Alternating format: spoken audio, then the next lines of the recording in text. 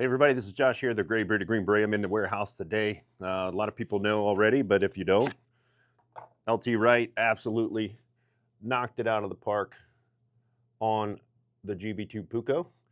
Knife is handmade in the USA. Sheath is handmade in the USA. Straight back profile, typical Puukko profile. 01 tool steel, Scandi grind, 90-degree spine, 90-degree sharpened exposed tang, full tang, brown micarta handles. Absolutely knocked it out of the park. Comes with a genuine high quality leather sheath that's made by JRE Industries. That's also made here in the USA. I put these up for sale a few days ago, and basically the majority of the ones I'm going to get for this year are already gone. But there's a lot of these on their way to their new homes right now. So I wanted to cut this video. I've wanted to cut this video for a long time on how to wet form a leather knife sheath. When you get it, it's just going to be a regular raw sheath that's not been wet formed. There are some steps you can take to make it fit your knife better. So I'm going to show you how to do that right now. All you need is your knife. You need some water. Warm water, cold water, doesn't matter. It just needs to be able to saturate into the leather. I like to use a plastic wrap to kind of protect my knife from some of the moisture, to act as kind of a moisture barrier. But I'm not keeping it in the sheath overnight anyway. This is kind of optional in my opinion. Another thing that's optional is some masking tape. If you're worried about cutting yourself on the edge, you can tape that edge up and it's not going to affect the wet form that much as long as you don't use too thick a layer of tape. I skip that part. Sometimes I skip the plastic wrap part, but I'm going to show you how to do it in case you want to do that. And that's really all you need to wet form the sheath. And then as far as treating the sheath after it dries, treating the knife after you take it out of the sheath, I'm going to use some food grade mineral oil. You could use whatever oil you want to use. I just typically use the mineral oil. And then as far as treating the leather after it's dried out, I've got some Smith's Leather Balm, which is a beeswax based. It's all natural ingredients. I recommend that you use something that's all natural, like Smith's Leather Balm, or even a mink oil I've used in the past on my leather. Works really, really well for long-term preservation of the leather. Then of course I've just got kind of applicator brush, buffing brush, and a rag. And that's all you need to get started. What I'll do is I'll take my knife and I'll just give it kind of a one wrap or so. Be careful not to cut yourself on the edge. Just give it a thin wrap of plastic wrap, and that kind of acts as a moisture barrier. I don't want a lot of excess. It's kind of a thin moisture barrier against that wet leather sheath that I'm about to put it in. Little excess on there, I'm just going to trim that off. I don't want the extra bulk when I'm wet forming this. I want it to kind of be as close to the knife profile as possible. All right, so I've got my knife prepped, it's ready to go. I can get that out of the way. Take the sheath, put it in the water. All right, this is an untreated sheath that should soak up the water just fine. Your goal is just to saturate the leather so that it's moldable. You can see the bubbles coming up out of there as that leather soaks up that water. So I'm just gonna let that soak until it's nice and saturated. All right, that should be good enough. I'm gonna take it out. You'll notice that a little bit of the dye is left behind in the water. That's fine, that's just extra dye. Then you're gonna put your knife inside and don't push it further than you need to. It is possible while this is wet like this to push it all the way through the bottom. So just be careful. Put it in about where you want it. Like on the GB2 Puukko, it's about, we'll say 1 inch above the brass. That's where you're going for, okay? Once it's in there, make sure that you're not using anything sharp like your fingernails or anything, but you're just gonna kind of push the sheath against the knife. The knife is now the form that you're forming the sheath around.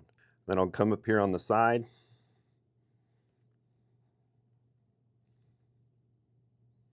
I kind of like it tight on my belt, so I'll push it tight like that.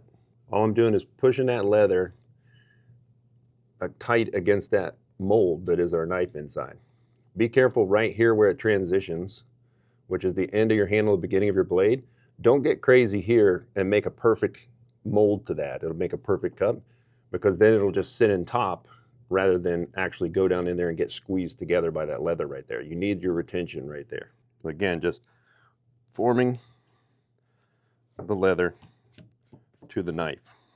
So you can see I've just kind of contoured the leather to fit the actual knife to make it a much better fit. Main spots that I'm working is pushing that tight against the handle and then down here at the blade.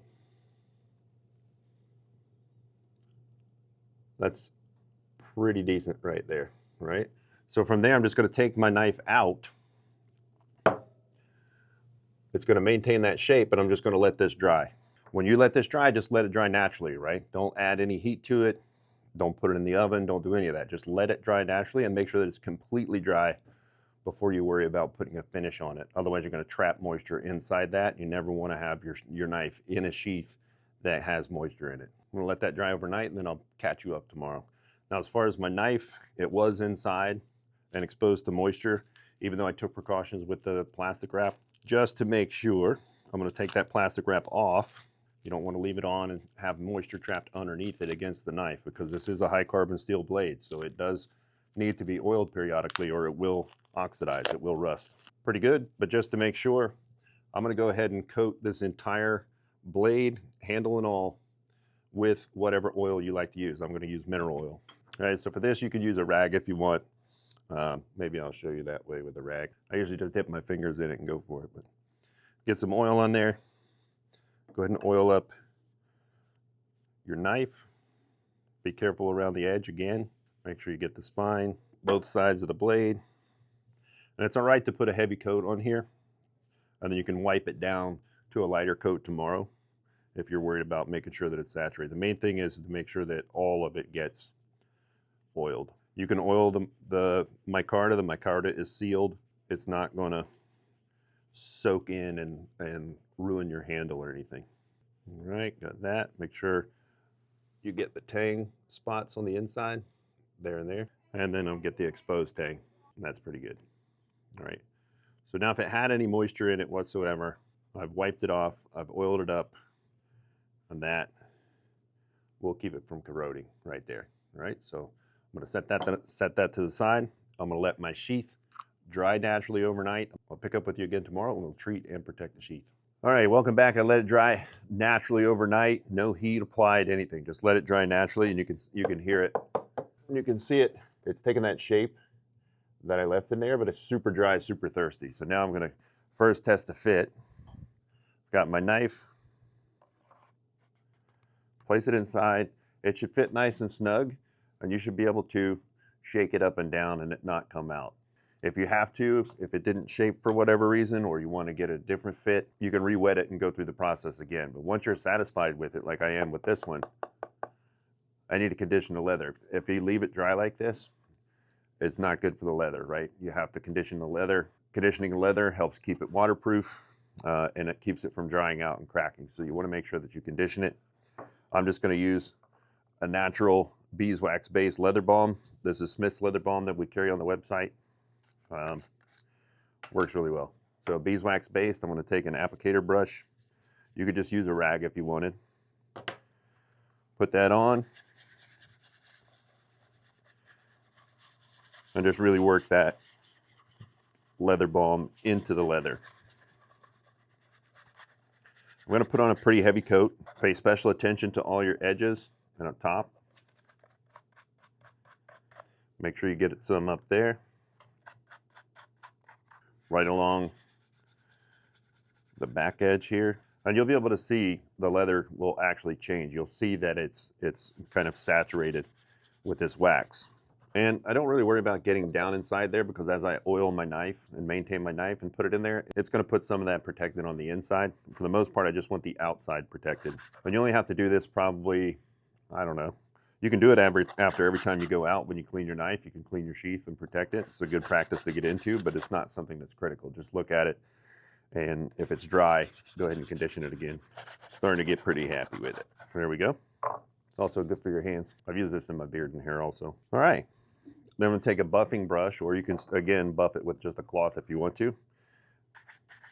And I'm going to buff that wax in. Kind of like we used to shine our boots back in the Army. Don't forget your top and your seams. That looks pretty good. This is the original sheath, no forming. And now I've got this one that's formed to my knife and actually conditioned and ready to take outside. Just makes it a little more snug fit, a little more custom fit to your knife. And I think this is the easiest way to do it. So take care of your blades, take care of your sheaths, and they'll take care of you. Hope to see you in the woods.